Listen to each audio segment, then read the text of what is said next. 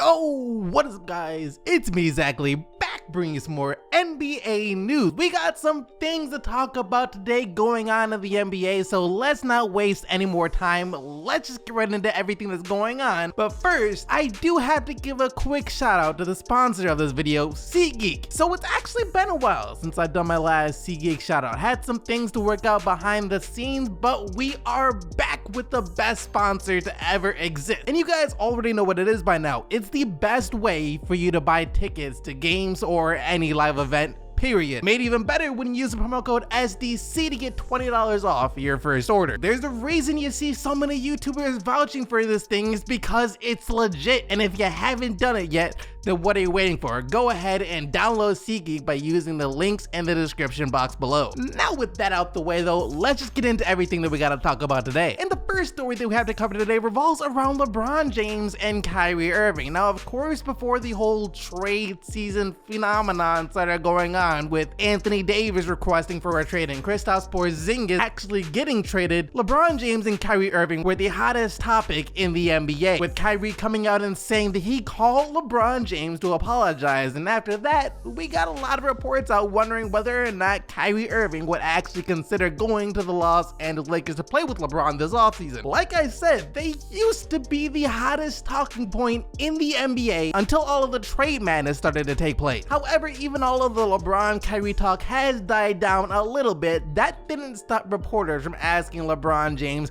how he felt about all of the talk and how he feels about Kyrie Irving right now, and this was LeBron's response. Yeah, we're in a good place right now. Me and Kyrie are in a good place right now. I love the man that he's becoming. I love the challenges that he's accepted, and I always wish the best for him. Those don't sound like words that someone would say if two players were planning on teaming up again. Once again, LeBron James just talked about Kyrie Irving accepting a challenge. And we all know that that challenge is being a leader, trying to lead a team to an NBA championship himself. If he goes to LA, then he's no longer accepting that challenge. Kyrie Irving just quit the challenge. All right, so this next story I've actually been thinking about all day long. Ever since it came out this morning, it's been something on the back of my mind. I've been trying to pick apart and decipher exactly what Kristaps Porzingis was trying to warn New York Knicks fans about this morning. All right, so if you guys follow Kristaps Porzingis on social media, then you'll know that ever since he was traded to the Dallas Mavericks, he's been posting a lot. Posting a picture of Dirk Nowitzki, showing how excited he is about playing alongside Luka Doncic, posting stats of Luka Doncic from the other night. He seems really happy about being traded to the Dallas Mavericks. However, he also did leave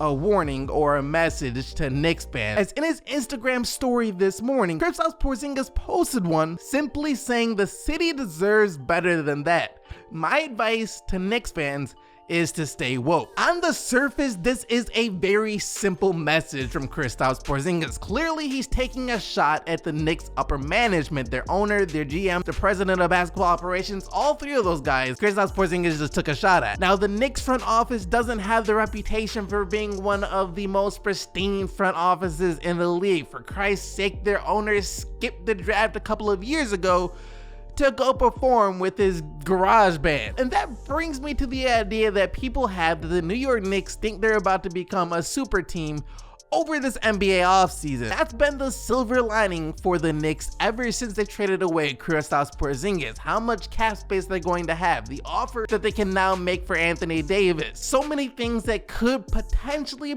possibly go right for the New York Knicks. That's what everyone's been talking about when it comes to the Knicks. However, if you think about it, that's only the best case scenario for New York, and it's not the most likely scenario for the New York Knicks. It relies on a lot of what ifs going in their favor, the main one being them trading for Anthony Davis. Their whole entire plan starts with trading for Anthony Davis. If they don't trade for Anthony Davis, that's going to make it a lot harder for them to appeal to a player like Kevin Durant. If they don't get Kevin Durant or Anthony Davis, that's going to make it a heck of a lot harder for them to go after Kyrie Irving. So their plan starts with trading for a player when they don't even know that they're going to be the team that's going to be able to trade for that player. If the New Orleans Pelicans wait until the end of the season to trade Anthony Davis, which it looks like they will do, and I think it would actually be probably the smartest thing for them to do, because then it would allow Boston a chance to get into the bidding. And we all know that the Boston Celtics could easily be the team that outbids any other team in this Anthony Davis bidding war. And if that happens, or Anthony Davis gets traded to any other team,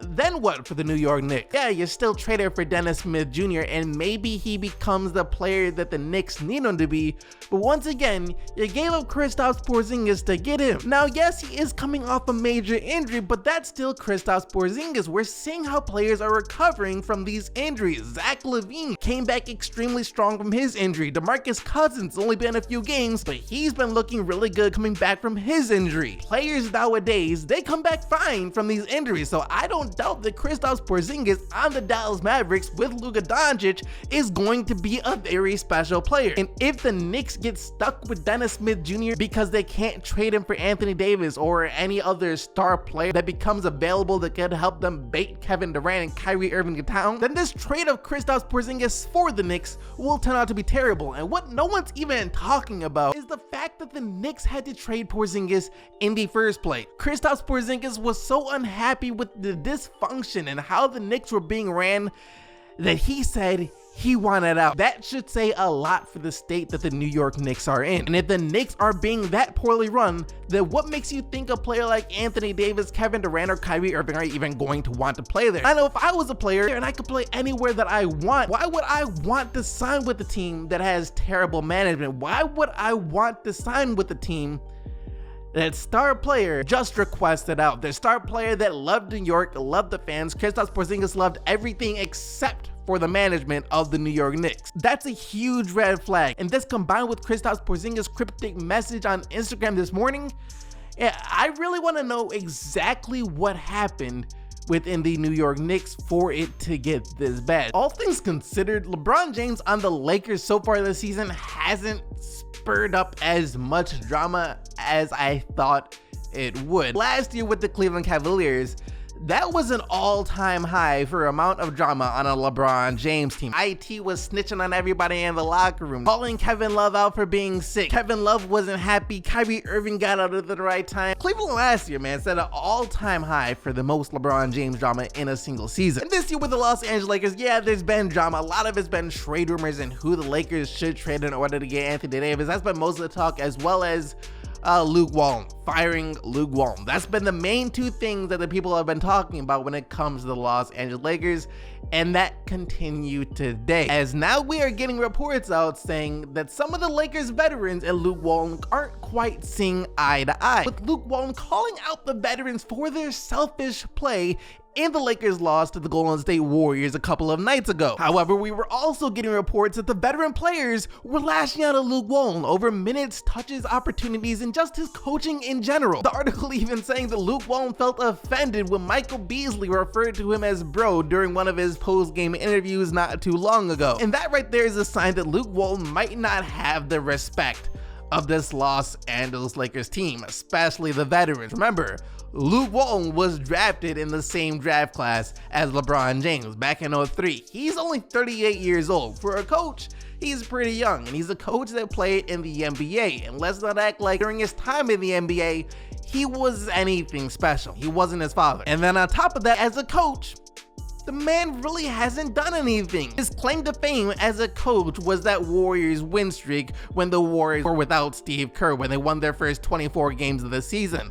That's what got Luke Walton's reputation as an up-and-coming coach in the league. However, a lot of people question how much of it had to do with just the Warriors being absolutely stacked as a team. But still, the Los Angeles Lakers got him, and so far, well, he hasn't done anything. No one's expected him to do anything because the Lakers before this season were never supposed to be good. And I still don't think the Lakers are going to fire him this season. However, after this season, that could very well be up for debate. I think Magic Johnson and Rob Pelinka are gonna go to LeBron and be like, give us your honest opinion.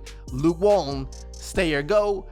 And that's when we'll know. And for our last story of the day, we had another trade go down today, and this one wasn't the biggest trade in the world. Rodney Hood was traded from the Cleveland Cavaliers to the Portland Trailblazers in exchange for just basically a couple of future second-round draft picks. And like I said, this isn't the biggest trade in the world. I do think it could help out the Blazers this season. Rodney Hood, he'll be Rodney Hood for them off the bench, and it's not like he's the answer to them becoming a championship level team. So overall, this trade really doesn't matter that much, even though I guess it was a good trade for the Portland Trailblazers. That was gonna do it for everything that we gotta talk about today. I hope you guys enjoyed the video, and if you did, you already know what to do. Don't forget to leave a like, smash that like button, as well as make sure that you are subscribed to the channel with post notifications turned on so you can stay up to date with everything